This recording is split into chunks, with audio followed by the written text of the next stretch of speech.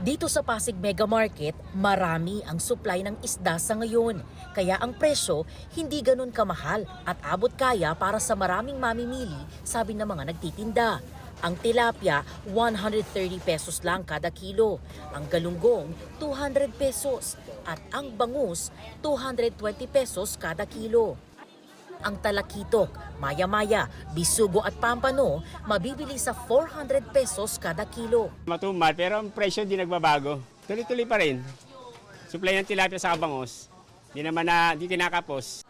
Ayon sa mga nagtitinda ngayong linggo, nasa 5 pesos hanggang 40 pesos ang posibleng itataas sa presyo kada kilo depende sa klase ng isda dahil na rin sa pagtaas ng presyo ng produktong petrolyo.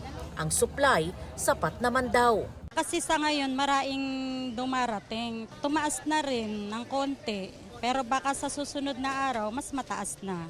40 pesos bawat kilo. Ang mamimiling si Jay, boneless bangus at galunggong ang pinamalengke ngayong araw para pang-ulam ng kanyang pamilya. Mura pa raw sa kanya ang mga isda sa ngayon. Kaya pa naman sa bulsa. Opo, isda. Bawal po kasi yung karne. Kasi mahal na araw nga, inuulam natin gulay, isda, tsaka yung mga prutas muna. Sa boneless prito lang po, tsaka paksiw. Sulit na? Sulit na po yun.